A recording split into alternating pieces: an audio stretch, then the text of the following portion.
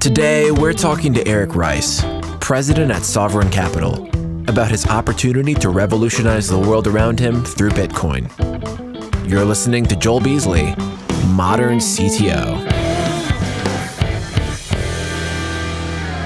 Eric, we're here, man. I know. Thanks for having me, man. So I'm just in general excited. I'm excited at the idea of mining Bitcoin for 26K per coin. I'm excited at the idea of using carbon energy credits and getting the government to help us pay to do that. I'm excited about the depreciation in year one. There's so many reasons why I'm excited about this investment. I was thinking about it and I was like, it's a little bit selfish of me not to make at least like a small 20-minute episode to tell people about this investment I'm making and what we're building in Tennessee. Yeah, I agree. I agree. So how'd you get into this? Yeah, no. How'd I get into this was through Michael, of course. But Bitcoin for me was another layer of the onion. So in about 2017, 2018, I started realizing that the world is not as it appears, and got really into history. I've been a finance guy since I was in my early 20s, so I'm a macroeconomist. I'm always interested in it. I've had guys coming to me since 2010 about Bitcoin. You got to get into Bitcoin. And I was trained, right? So I was trained to think like everyone else, to say, well, it's never going to defeat. I even did a presentation in 2014 saying Bitcoin will never overtake the dollar. And it's because I had trusted the system. So the more that I learned about history, about the Federal Reserve, about central banking, about taxes, the more I started to realize that we are screwed. To make it simple, Joel, we are literally cattle on a tax farm. And in 2021, Michael Wade came to my house and he said, I need an hour or two of your time. You know, I'm running a podcast, a business, working a job, doing all this stuff. I'm busy. I'm like, what do you want? And he goes, I got to get you into Bitcoin, because I was all into gold, totally into gold. I mean, that's everything I was putting in was gold and silver, and had a lot of people going into gold and silver. And I said, you know what? It's been on my radar. I've had about 10 people really urging me to do this and educate the public. I love to educate. And he goes, well, good. I go, no. That's not how it works. I need to learn for myself, and then I'll come back to you and ask questions. So I went through about 2 months. I probably spent 4 or 5 hours a day reading books, watching videos, podcasts, the same kind of journey everyone else has, but with a little more of a financial background. And then I started looking into it for my own personal money. And that part for me was difficult because it's hard to do. That's when I met the guys at Unchained, and they made it very easy for me to purchase and be secure and manage my portfolio of Bitcoin. And then thankfully, by the hand of God, I really got it in probably August of 2022, really understood it and said, this is where I have to go. And that was right when FTX was unfolding and a lot of things were happening. And then in November of 2022, I was getting a year-end bonus, which was substantial. And I had all the gold I wanted. I had enough cash in the bank. And I was like, I'm going to put all of this into Bitcoin. I'm just going to, it's liquid. I can trade out. If I made a mistake, I can get out and take some losses and write it off. Well, I got it in at 16,800, which was kind of the existing bottom, the new bottom. And I proceeded to put 60% of my earnings over the next 15, 16 months into it. And now I have about a 340% return, which is great. That's not what got me into Bitcoin, not into mining. In Bitcoin mining itself, I started to realize, this is a native currency. I need to know more about the blockchain. So I first understood the currency, and then I went into the system. And when you start realizing that there are currently about 21,000 other coins proclaiming to be the new Bitcoin or better than Bitcoin, I had to find out for myself. So I started reaching out to OG developers, people who've been in Bitcoin since 2011, I've been in technology a long time. So I called a bunch of, code auditors. And I said, hey, listen, can you audit this code for me? Oh, I've been doing it for 5 years. I'm all into Bitcoin. Started realizing that almost everything you hear on the internet is kind of a lie about Bitcoin, right? There's a back door, the CIA made it. All these scare tactics, they're truly being funded by those who want the Federal Reserve to remain in power forever, because that's where they make their money. And I'm good at breaking down psychological operations and finding out lies versus truth. And then I started digging further and I started realizing that the actual value of the native currency of Bitcoin comes from the security of the system. So then you start looking at miners, and I thought a miner was kind of like an elf in a hole underneath the ground, picking away at a pickaxe and looking for Bitcoin. And you start to realize that the system itself, the hash rate, right? So the process for your listeners who may not know, every block that's mined, every computing unit that's mining Bitcoin in the world is trying to guess at the password so that they get the authorization to validate the actual transactions, make sure everything remains perfect. And that hash rate is impenetrable. So I started thinking of it as a dome. So the more computers that are hashing into Bitcoin, the more security around that system that exists. Now, I've known about cybersecurity for a very long time and the weaknesses that are involved. And you start realizing when you look at the system that it's the most impenetrable wall of cyber defense in the world ever known to man. And not a single individual has control over it. It's all unified. And you look at the metrics of consensus where people are, when was the last time, America just agreed very largely on Donald Trump as president? And that was like 53%. So you need a much higher number for consensus to make a change to Bitcoin. So I started realizing that the value of the actual currency comes from the stability of the mining network, the computing power behind it, and the fact that most of planet Earth has never experienced decentralization. Definitely none of us alive today have ever had anything decentralized. Nothing. Everything has been controlled by a central power. So that makes it a big weapon in this journey that we're on right now, where we're literally fighting for our lives against tyranny. I mean, that's an obvious thing to some people, totally new news to others. You can go on my podcast for that. But it is the only life raft that I see. And of course, every other altcoin in the market has their, $5, $7, $10 million marketing budget to pay influencers to make up stories and tell you that their coin is better. It's just simply not true. So I got into this because I was in oil and gas at the time, realizing how much flare gas we burned off. And when you realize how much there is a knock on oil and gas. The only real carbon emissions that come from oil and gas are from burning flare gas.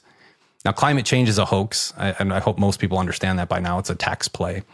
But when you start looking at actual carbon emissions, they're coming from flare gas. So when we found this opportunity on a vertically integrated property to literally be at the end of a pipeline that meets to a fractionation plant that separates all the gases, and we can buy ethane for pennies on the dollar, extract the CO2 from it, sell those for millions of dollars a year, and then mine Bitcoin at $26,000 a coin, I'm an economist, so that's a no-brainer to me, period. If I can get tax breaks from carbon credits and depreciation and then mine definitely the most scarce asset, maybe in the end the most valuable asset digitally in the world, I'm in. I'm all in. It's a pretty easy decision for me.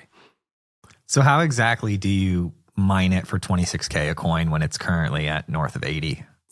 So the mining, it doesn't actually cost anything except for electricity to mine Bitcoin. So it's just computing power.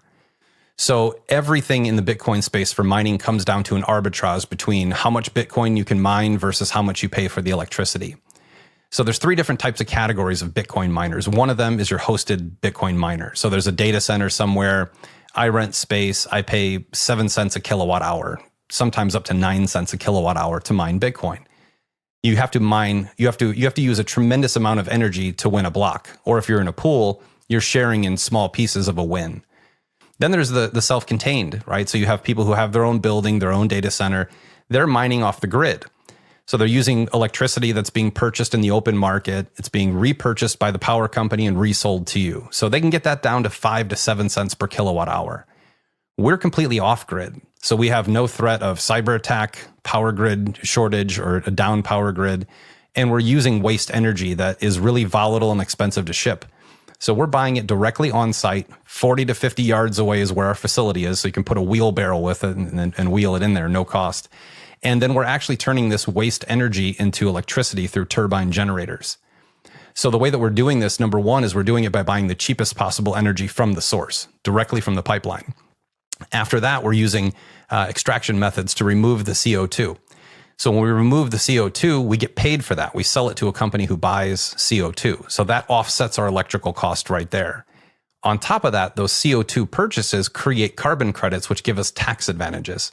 So between the sale of CO2, the tax advantages of carbon credit, and buying energy directly at the source, our cost of mining a Bitcoin from the electrical point of view is a net negative energy cost, which simply doesn't exist. So you get down to that point through the mining and the upstart. So a lot of your original first year projections for mining Bitcoin come into like the $25 million we're raising isn't free. So we have to calculate that in.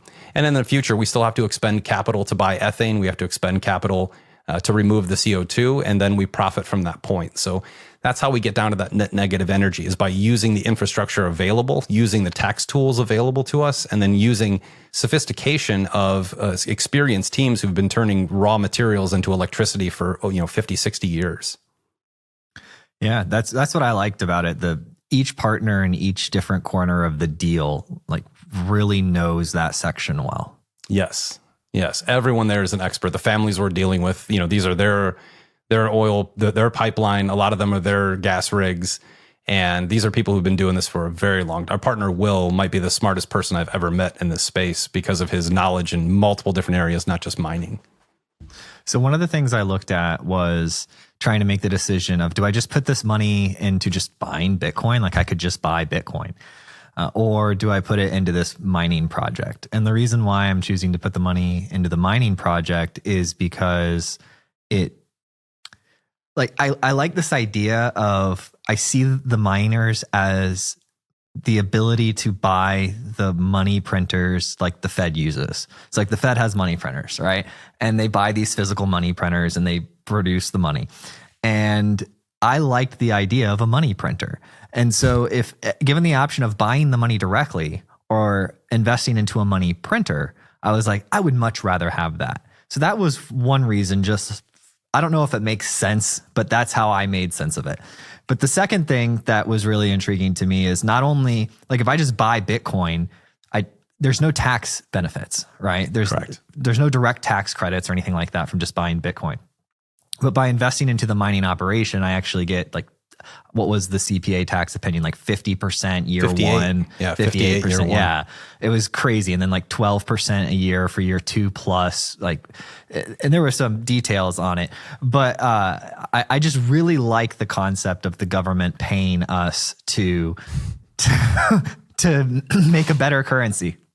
Yeah, we turn the tables with this one, right? We're using every tool in the arsenal against government overreach into personal wealth. So I was in the same boat, as you know. So when we started this thing out, I had a lot of Bitcoin, got it very cheap for me, right? So there's definitely people with, $2 cost basis on Bitcoin. Mine was about 18.5 blended, super cheap. I sold at 70, it's at 93, so that hurt. But the way that I looked at it is I sold 4 Bitcoin to get in here. I'm going to get my 4 Bitcoin back over a 5 to 6 year period, but I'm going to get it strategically with a better tax basis. So I'll have this Bitcoin I won't touch in the future at a very low cost. So if I sell one, I have a big tax burden from capital gains. Now, if I put the money and take the tax burden, I get the write-off against the tax burden to put it into the mine itself. So I've already counteracted that. And then every month when I get distributions in Bitcoin from the mine, it's got a much higher valuation. So that would become my liquid spending money. So I call it very high-end dollar cost averaging. So I'm putting, in my case, I bought a full unit, $250,000. I put that in there. I'm going to recoup at my Bitcoin back, right now, 92, 93,000. Many people are projecting $200,000, $300,000 Bitcoin. Whatever it is, it's higher than 18,000. So I will have this usable Bitcoin that I could use for daily transactions to buy a home, to buy a ranch, and then keep the very low cost basis in my bin and give it to my kids for generational wealth. So it is a strategic advantage, but you also got to remember we get rolling tax credits every year from the carbon credits. So these carbon credits alone, if we didn't mine a single Bitcoin, not one Bitcoin, I'd still get half of my money back in 10 years just from tax credits. So looking at anything from that perspective is huge. And we're projecting a 20 to 25% annualized return paid monthly at a $70,000 Bitcoin. So we're already past our projections. So the numbers that are there, I'll let everyone else's imagination run wild with the actual numbers. But if I can get 20 to 25% plus my money back in taxes over a 10-year period, and that's in a failed operation, that's hedging a bet and going after something that's been de-risked. And that's what we wanted to do with the intended offering. Yeah, I'm looking forward to it. I'm buying Bitcoin. I'm investing in this stuff. I have a close to a 40% net worth allocation into Bitcoin now. Oh, come on. We got to get those numbers up. We got to get them. Dude, I'm slow to adopt, I remember the first project I got paid for, I got paid $10,000 in Bitcoin. This was 12 years ago or something. $10,000 in Bitcoin. And I don't even have the heart to go back and calculate that right now. But it was definitely between $100 and $300 per coin. Oh, wow. And I just like liquidated it through desk or CoinDesk because like I didn't know, or whatever the thing was at the time. I didn't know. Like I was just like, oh, this guy wants to pay me in Bitcoin, whatever. Oh, there's the USD value, transfer to bank account because because I wasn't looking at it. I just wasn't paying attention. I'm like trying to run my business, trying to pay my bills, trying to do my thing. And then I'm looking at it and I was like, oh, and then it always just seems expensive. It's always like, oh, it's more expensive. But then you always have to remind yourself that there is a day when the party is over. I mean, there is a day when it stops emitting. And at that point, it's just going to keep going up. Yeah, I had the same thing happen to me in probably 2014 or 13. I did a gig for someone. Yeah. They gave me 5 Bitcoin was my payment. They gave it to me on a cold wallet even, right when they came out. I just lost it. I have no idea where it is. That's $500,000 now. But I was 0% allocation to Bitcoin in 2021. I am probably 70% now. Oh, wow. And that's with adding assets on top of that. So I have leveraged some Bitcoin to acquire other assets, but I also don't agree with 100% in anything. It's just, Michael Saylor can do that all day. He has way more reserves than I do. I need to have some land and some physical assets, hard assets. I love gold and silver still. I haven't gotten rid of a whole lot of it. But it is fascinating to watch. The party does end, and you're watching the record skip. So the same song has now played at the end of the party 3 straight years. So eventually this will crumble. And I think it'll happen right when Trump takes office, because I am hearing rumors, just rumors, that CBDC will launch in February. Yeah. And if that happens, you're going to watch Bitcoin skyrocket, because centralized control over digital money is the end of human sovereignty. It truly is. I love how the smaller countries that they recognize this and then put out content like this. Never hits our mainstream media, but if you go on Twitter and you go searching for it, the presidents of these smaller countries, they're speaking out about this and they're investing into the Bitcoin, and because all these startup countries are essentially they're like customers of the Fed. Yeah. Right. Like we're loaning them money. China's loaning them money. They're all being loaned money by these entities that then manipulate the money. So China's like, oh yeah, build this. We'll give you $1 billion to build it. And then they instantly just dilute their own capital. And so these guys are like frustrated because every dollar they get is actively being diluted. And then when you look at it from another country standpoint, like, oh, it's really clear what's going on. Then you have to realize that's exactly what's happening to you. I mean, my wife and I, we monitor our finances pretty well in our spreadsheet.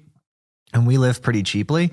When I started this business 8 years ago, our average family spend per month was like around $8K. It's like $15K now. Yeah. I'm like, but we didn't do like a lot of different stuff. We didn't like buy a mansion. We didn't like do all this stuff. We're like, we have about the same living style, but the cost is like twice as much now. Yeah, think of an average home in I always tell people this. I go, if you buried an ounce of gold in like 1960, it's $20, and you buried a $20 bill next to it, and you uncovered it in 2024, your ounce of gold is $2,700. $20 is still $20. Mm-hmm. And that's how it's been for a very long time. And humanity is waking up with this rush. We haven't even seen inflation yet. If they lower rates again this coming week and print behind that, you're going to see 30, 40% inflation in this country. And you're talking about a $9 loaf of bread. So when you look at the inflationary expense of this, and being at the Bitcoin conference and hearing Trump praise that room, the Bitcoiners do understand inflation and money printing better than anybody else. Mm-hmm. What I think they neglect is the purpose. So the purpose behind it, there's a great book called Confessions of an Economic Hitman. And I would recommend that to anyone to read. Our NSA and CIA have covertly hired people pretending to be economists that go into foreign nations like you described, convince them to take money that we print, that the American people pay the price for, so that the empire acquires gold and oil and natural resources throughout the world. This has been going on for the better part of 80 years in this country. Since we were conquered in 1913. We were conquered. Most people think we have a free nation. 52% of all transactions in the market today are tied to government spending. That's socialism. 1913, you have a Federal Reserve. If you read the Communist Manifesto by Karl Marx, step 1 of communism, you must have a central bank, central control of the money. So Bitcoin was invented as a way of scapegoating a communist takeover and providing an entire new alternative economy, with peer-to-peer cash. Now, unfortunately, I think the peer-to-peer cash is years away, but I think the treasury asset reinvention of Bitcoin is actually where it fits in the market. And that's kind of what I'm good at, is looking at things and saying, you're a round peg, here's the round hole, you're trying to shove it in the wrong hole. And I think Bitcoin is a treasury reserve asset, a layer 1 for some sort of layer 2 national currency, I think is the future. And if you can be at the epicenter of digital gold while it's being used to back digital dollars, you really have a good shot at success. And that's why this mine, I think, first of many to launch out with this technique. Very hard to find these deals. Michael's done an incredible job with that. And Will and Phil and everybody else have done a great job putting it together. Financing it is a story I think people will tell their kids 20 years from now and go, you know what? While everyone else was rushing towards gold or land or more multifamily properties, we invested in a Bitcoin mine and it produced a tremendous amount of wealth for our family. And that's where things took a turn for the better. Well, it's like if you look at Earth as a startup, right? We're like, we need a treasury asset for Earth, right? Yeah. And this is the answer to it. It's like, here's the treasury asset to Earth. Everyone can play. And so you don't need necessarily retail adoption of everybody running their transactions at the grocery store with it. Correct. But what you do need is you need the countries to move towards it. And the thing is, to get asymmetric returns, what you have to look for, in my experience, is you look for things that you can't really stop them and people don't really understand them. So like, this is Google, right, 15, 20 years ago. This is Amazon 15, 20. They're all, oh, it's oversold. The stock's up. It just, we just had the .com bubble. And so, but they didn't understand that for Amazon, people are never going to stop wanting a large variety of choices and it to be there instantly. Right. And so you're not going to stop that entity because people are going to demand it. It doesn't matter what they say and what the conversation is and what the social sentiment is. People, when they go home at the end of the day, I need my dishwasher soap reordered. Boop. I need this reordered. Boop. I don't want to go, I just redo it, reorder it. And the same thing is true with, the Microsoft and all the early compute providers, right? Mm-hmm. And so what I see when I see the Bitcoin is I see, oh, this is the startup treasury reserve for planet Earth. And the incentive alignment here is there's a lot more smaller countries than there are big countries. And the smaller countries have been funded by the big countries. And the smaller countries have felt the pain of the currency manipulation far greater than we have. Like Venezuela and these other countries, they're like poor in the streets, wheelbarrows of cash. The value fluctuating so much between the time you order food and your meal arrives, it's ridiculous. Like some of these stories, my hairdresser, from families all in Venezuela, and she just tells me this stuff. And I'm like, wow, that's insane, right? And so, for me, I think you're exactly right. I think the people that invest in these Bitcoin mines, they're going to say, hey, we were part of the startup process for the Earth-based treasury asset, and everyone's going to move over there. I don't think you can stop it. Well, and I'll add one word to that statement, to the private mining sector. The largest miners in the world are public companies. So it costs them $70,000 to mine a Bitcoin because they have G&A, they've got overhead, they've got SEC expenses, attorneys, all these other things. These private operations that are run efficiently with good energy, you're getting a tax benefit, monthly distributions, and a multiple on capital if one of those public miners buys you later. Because I think people oftentimes look at, yeah, you could buy Bitcoin, but imagine getting Bitcoin every month and then getting a 3 or 4x multiple on the investment you made on top of the tax benefits.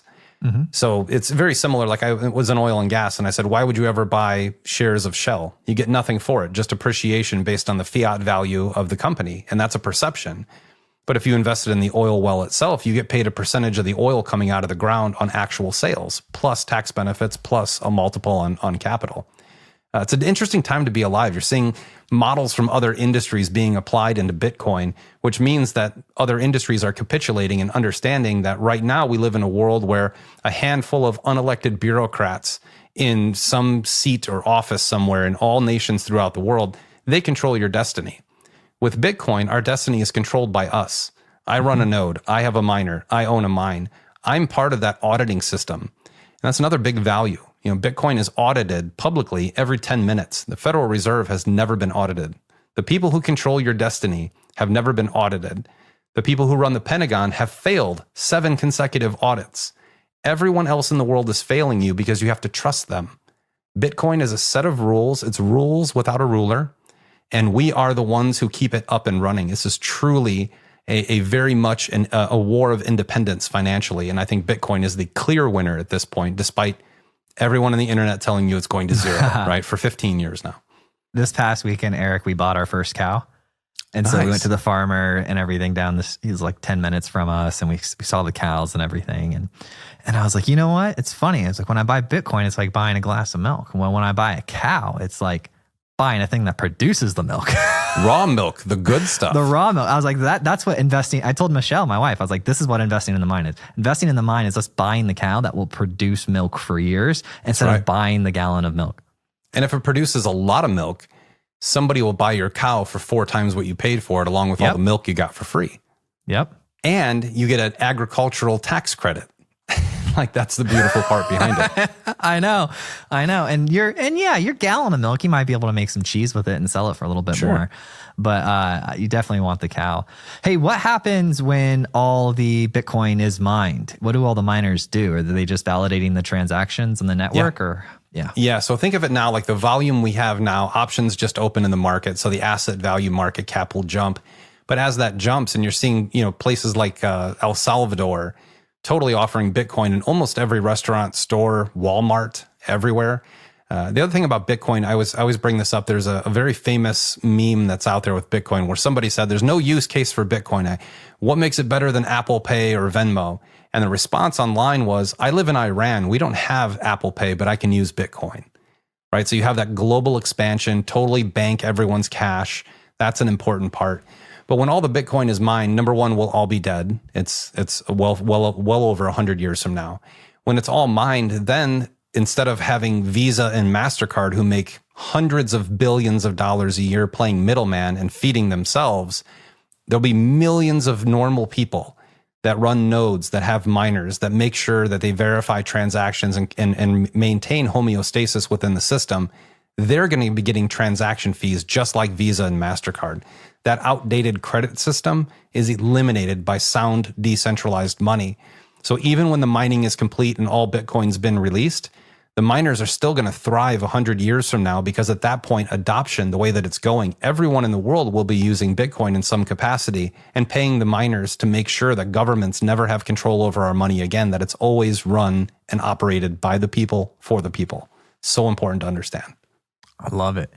Well, so as we wrap up, how do people learn more about this investing in where's the mine? Where are we building the mine? Tennessee, the great state of Tennessee, a little north of Knoxville, Tennessee, on some oil and gas fields. So off the beaten path, highly secured.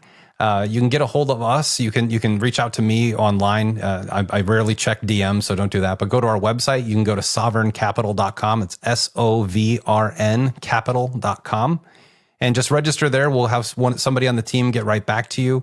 If you're interested in the mine, of course, we're interested in speaking with you. If you just want to get some information on Bitcoin, about half of our job is education. I'm leaving this interview to drive down to Addison, Texas, to do a presentation in front of 100 investors, just explaining Bitcoin.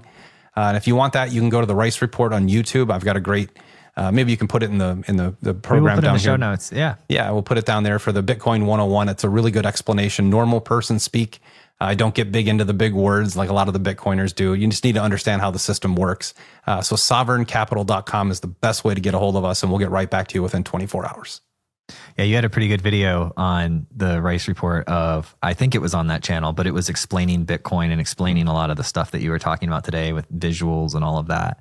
That was a good presentation. I sent that to a couple friends of mine. Well, thank you. Yeah. Try to make it normal. I'm just a blue collar kid out of nowhere. I'm just a Midwesterner. So the more high tech, high finance items that I come across, I try to explain it as simply as possible, because it is, I do think the more you know about Bitcoin, the more complex it becomes to you.